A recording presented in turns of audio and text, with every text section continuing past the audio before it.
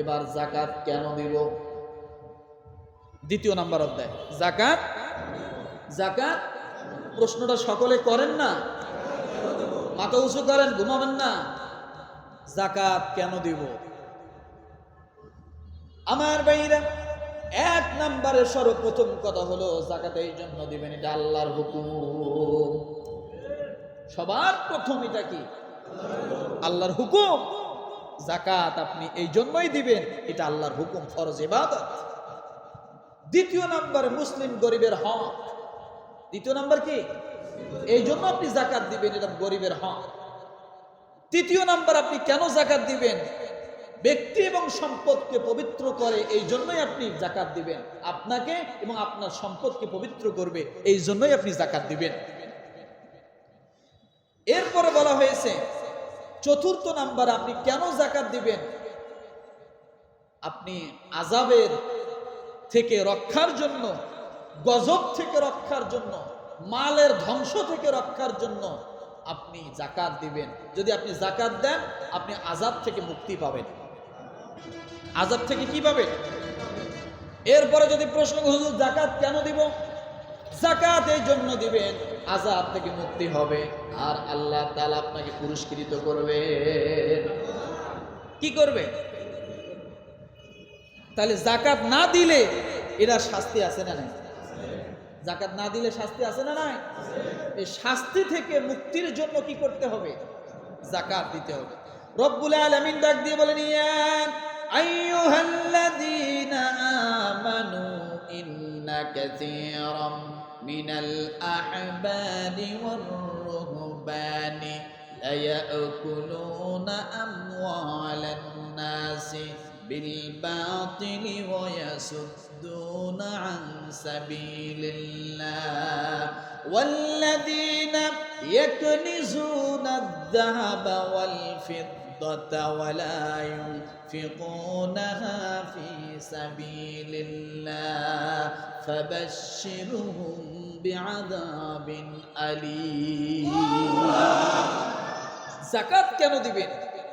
আল্লাহ তাআলা সূরা তাওবা আয়াত নাম্বার 34, এখানে এই আয়াতটাও আল্লাহ শুরু করছেন ইয়া আইয়ুহাল্লাযীনা আমানু দিয়া। কি দিয়া? জোরে বলেন। আয়াতগুলো ক্যাটাগরি বুঝে যান। আল্লাহ শুরু করলেন ইয়া আইয়ুহাল্লাযীনা আমানু, কিন্তু আল্লাহ শেষ করছেন ফাবাশশিরহুম বিআযাবিন আলীম। কঠিন এক হুঙ্কার দিয়ে আল্লাহ আয়াতটা শেষ করলেন। কি হুঙ্কার জানেন? যারা যাকাত দিবে না তাদেরকে তুমি কঠিন আযাবের সুসংবাদ দাও। কি সংবাদ দাও? কি সংবাদ দাও?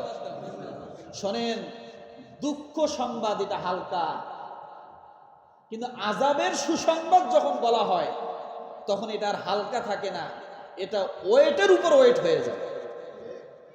ইয়াউমা ইউহমা আলাইহা ফি নারি জাহান্নামা ফাতুকওয়া বিহা জিবাহুহুম ওয়া জুনুবুহুম ওয়া যুহুরুহুম হাযা মা কানাজতুম লিআনফুসিকুম ফাযুকু মা কুনতুম তাকনিজুন।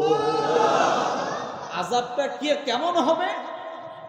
আল্লাহ যে ফাবাশশিরহুম বিআযাবিন আলীম বললেন, এই আযাবের ধরনটা কেমন হবে? আযাবের ধরনটা হবে আপনার সম্পদগুলোকে আল্লাহ একত্রিত করে কাওয়া বানাবেন, কাই বানাবেন। কি বানাবেন? কাই বানাবেন। কাই বোঝেন? বোঝেন না, বোঝার জন্য বলি। মনে করেন এই যে টিনের চালের টিনগুলো আছে না, এগুলো যে পুরান হয়, আপনারা ভাঙ্গারি দোকানে বিক্রি করেন না? এই ভাঙ্গারি দোকান থেকে দেখবেন মানে এরকম চারকানিয়ে করে করে ভালো করে বেঁধে বেঁধে এই সব পুরান টিন লোহা সব নিয়ে যায় না? কি করে এগুলো দিয়ে? এগুলো নিয়ে যায় আগুনের মধ্যে দিয়ে কি করে গালানো হয়। গালায় আবার কিন্তু নতুন টিনে বানায়, নতুন লোহার জিনিসে বানায়। কথা ঠিক না? রড বানায়।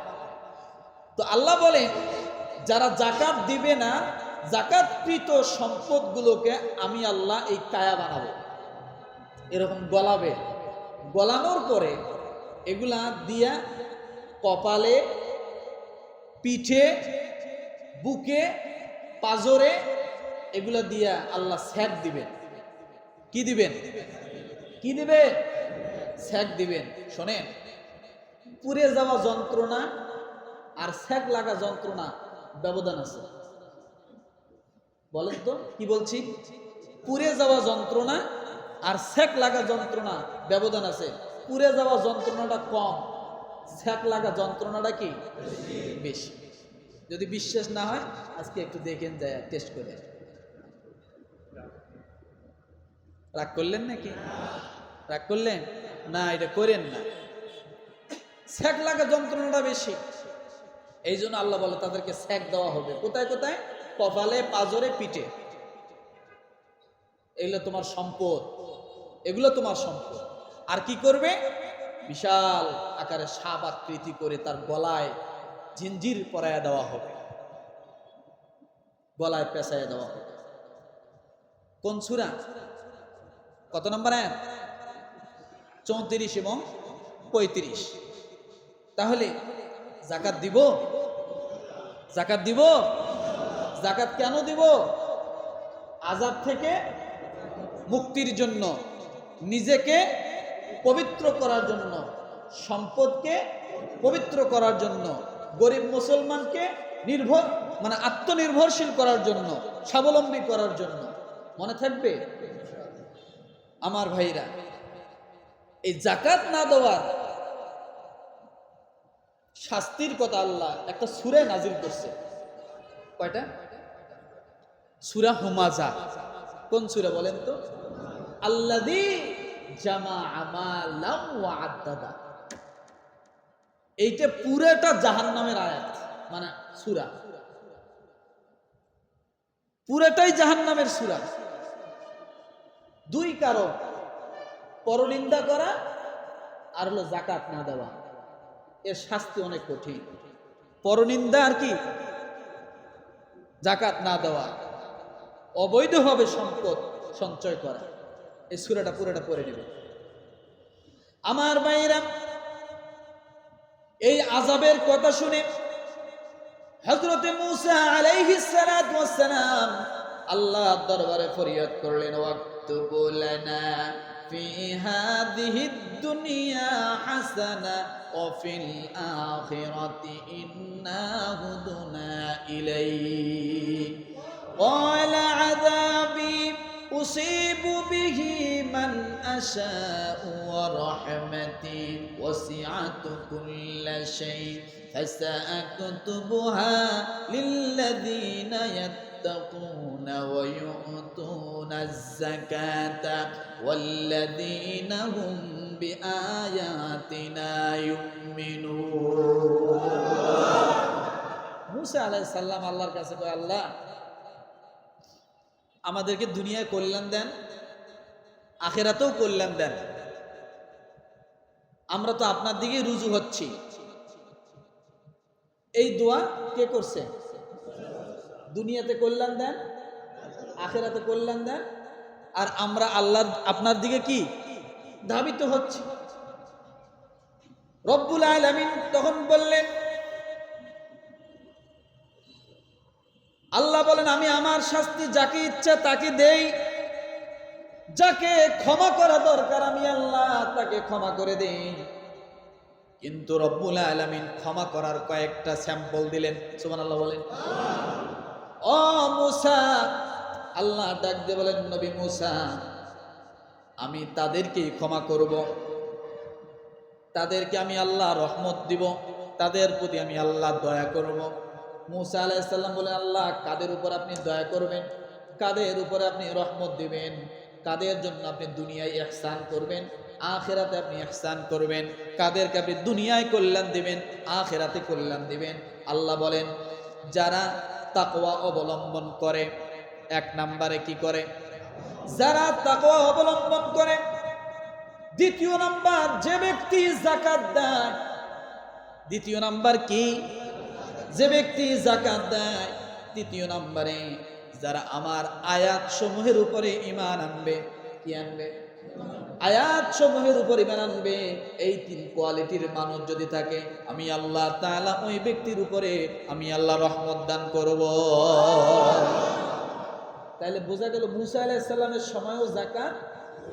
আল্লাহ বললেন এই তিন কাজ করতে বলো তোমার কওমকে, তারা যেন তাকওয়া অবলম্বন করে, তারা যেন যাকাত দেয়, এবং আমার যে নিদর্শনগুলো আছে এগুলোর প্রতি তারা যেন কি আনে, ঈমান আনে। তাহলে আমি আল্লাহ তাদের প্রতি দয়া করব, না হলে আমার আযাব তাদেরকে গ্রেফতার করবে, তারা নিস্তার পাবে না, মাপ পাবে না। তাহলে সর্বোপরি আজকে দুইটা জিনিস জানলাম, যাকাত কি এবং কি যাকাত কেন। যাকাত এই জন্য যে আমার সমস্ত সম্পদ এবং আমাকে কি করবে, পবিত্র করবে। তাহলে এখন থেকে আমরা একটু যাকাত দেওয়ার জন্য প্রস্তুতি হতে পারি কিনা, কথা বলেন, পারি কিনা? বাকি তিনটা ইনশাল্লাহ আগামী জুমা শেষ করবো ইনশাল্লাহ। তাহলে যাকাত এটা কার বিধান? নফল না সুন্নাহ? কি জোরে বলেন? ফরজ বিধান, এটা দিতেই হবে। আপনি যাকাত দিবেন না, বছর বছর উমরা করতে যাবেন, ওই উমরা এখানে কাজে আসবে না, ওই উমরায় কাজে আসবে না। আপনাকে ভেবে চিন্তে কাজ করতে হবে। আপনি যাকাত দেন না, কিন্তু প্রতি বছর আপনি লাখ লাখ টাকা দান করেন, এক টাকাও যাকাত আদায় হবে না। যাকাতের ক্যাটাগরিতে আপনাকে যাকাতেই দিতে হবে, দানের ক্যাটাগরিতে আপনাকে দানই করতে হবে। আপনি যদি দান না করেন আল্লাহ আপনাকে ধরবে না যে তুমি দান করো নাই কেন, কিন্তু আপনি যাকাত যদি হয় আপনার উপর ফরজ, আপনি যদি না দেন আপনাকে আল্লাহ গ্রেফতার করবে। ফাবাশশিরহুম, বলেন তো দেখি, জোরে বলেন, ধাক্কা দিয়ে বলেন, মানে খপ করে আল্লাহ ধরবে, শক্তিশালী করে।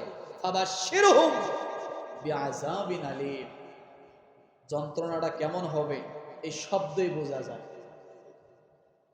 সন্তান দুষ্টামি করে, মায়ের কথা মানতেছে না, মা বারবার বুঝায়, কোনো কাজে আসতেছে না, লাস্টে যায় কয় তোর বাপ আসুক বুঝবি মজা।